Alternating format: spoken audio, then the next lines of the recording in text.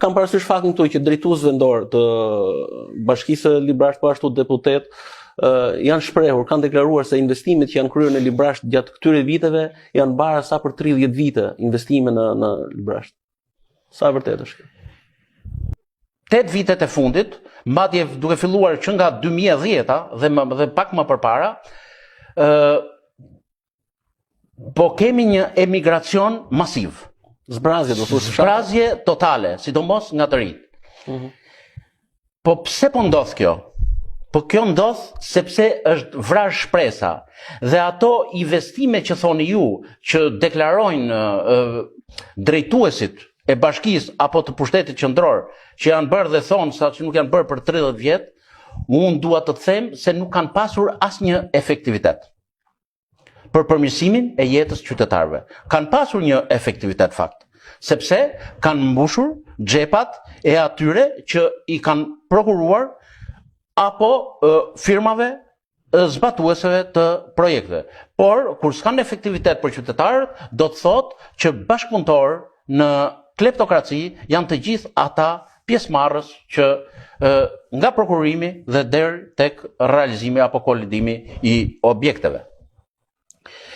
Unë e kam ndjekur me vëmendje të gjithë situatën, por dhe e kam prekur bashkë me bashkëpunëtorët e mi në çdo cep të rrethit të Librashtit. Dakor, cilat janë disa nga problematikat më kryesore, më themelore që ka Librashti ku duhet vihet dorë, edhe sipas jush nuk është vendor gjatë këtyre viteve? Faktikisht e majta propagandoi shumë për 100 fshatra turistike. Po. Janë 2 fshatra, 3 fshatra. 2 fshatra u vendosën dhe në Librasht. Por në optikën time, por dhe të specialistëve të Librashtit, por dhe më gjerë, ne mendojmë Librashtin dhe Prensin si një fshat të madh turistik, duke nisur nga qendra deri në skajet më të largëta. Po pse e mendojmë kështu?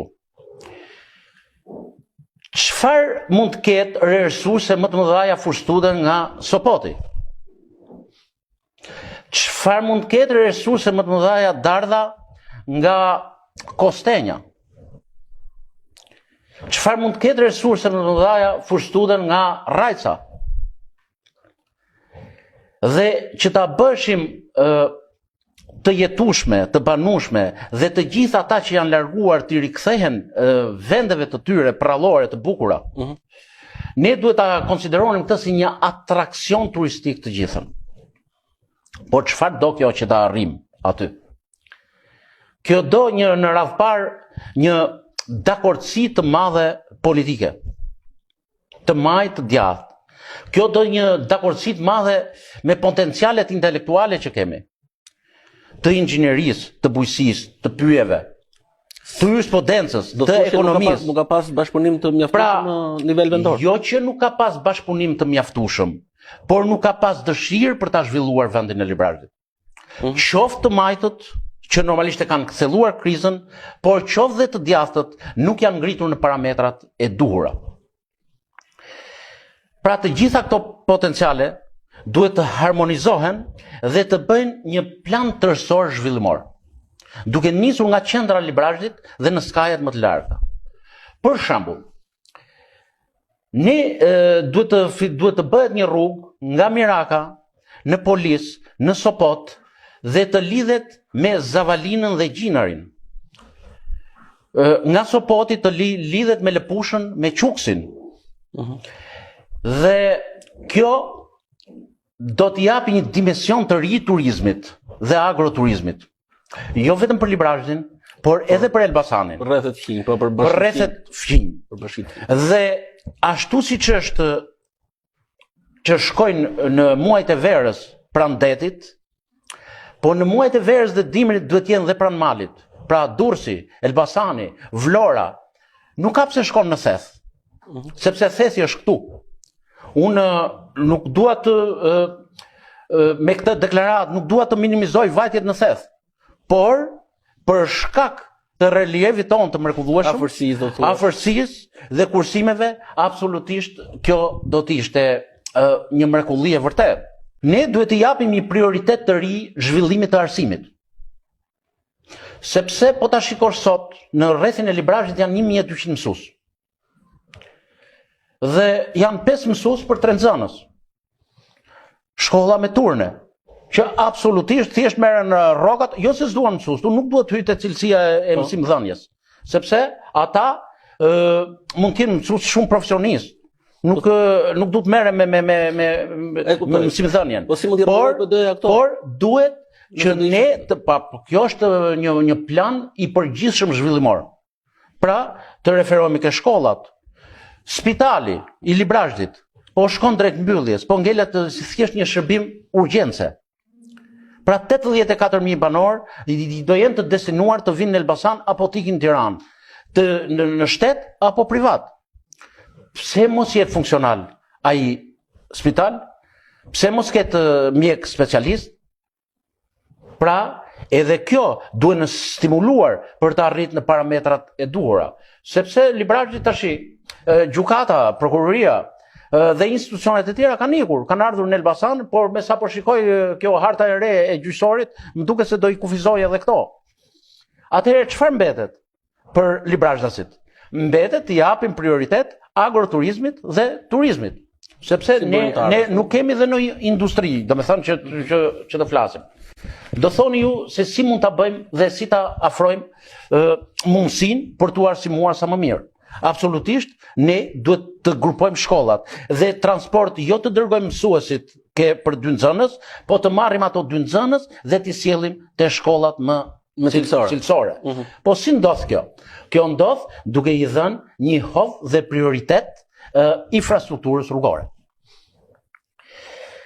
Ne kemi burime hidrike të jashtëzakonshme, ku janë dhënë dhe 48 leje për hece deri në këto momente, por janë në plan 112.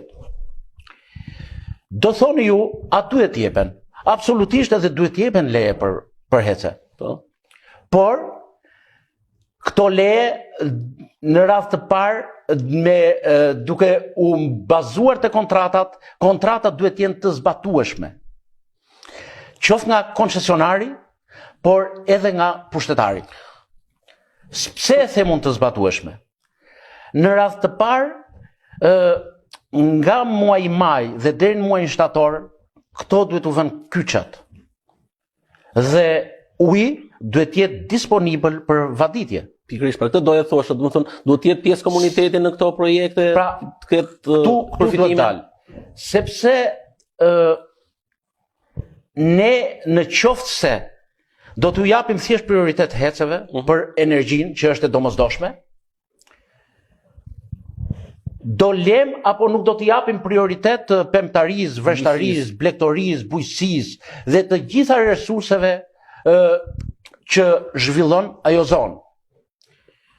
Por jo vetëm kaq, hecet e ndërtuara, taksat që paguajnë, nuk duhet jenë thjesht për pushtetin qendror dhe pushteti lokal i ngelet një tarifë vogël, por duhet jetë me përqindje dhe ato fitime të ardhura që marrin koncesionarët, taksat dhe tatimet që derdhen depozitohen te pushteti lokal të kthehen në shërbim për qytetarët.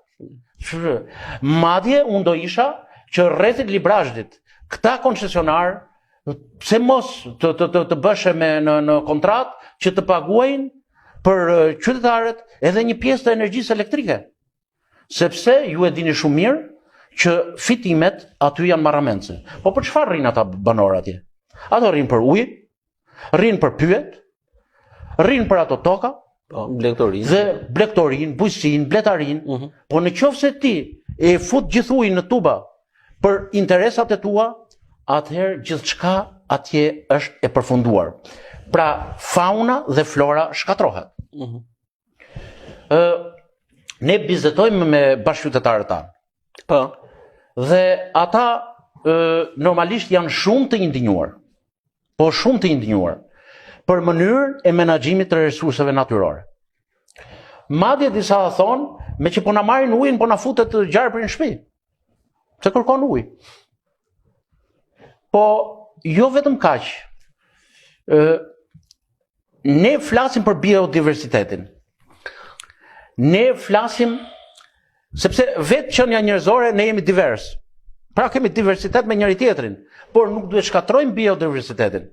Kjo është çështja. Prandaj harmonizohet mirë njeriu me natyrë. Po sa i përket ndihmës që për fermerat, sa prezente kanë pushteti qendror, flas këtu në subvencione, në të gjitha tjera mbështetje që duhet të ketë. Çfarë mendoj unë? Ne kemi 3300 familje me ndihmë ekonomike në Bashkinë e Librargjit, por duhet të jenë dhe ja 2000 në Bashkinë e Prenjës. Unë nuk jam për mos marrë ndihmën ekonomike ato familje që kanë nevojë. Por do të dëshiroja të kishte një plan tjetër nga qeveria apo bashkitë, që kjo ndihmë ekonomike të përktheheshe në subvencione, pra familja ta merrte, po jo thjesht ndihmë ekonomike dhe mos bënte asgjë, por në subvencione.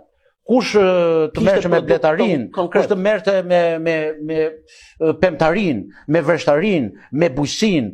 Pra, jo thjesht ndihmë, jo thjesht ndihmë, subvencion direkt në prodhim. Subvencion direkt në prodhim.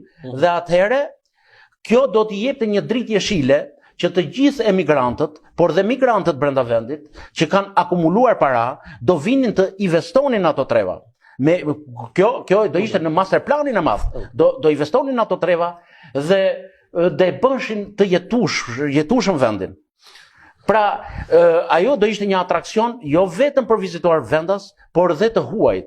Pra, Librargji do ishte tërësisht një destinacion turistik.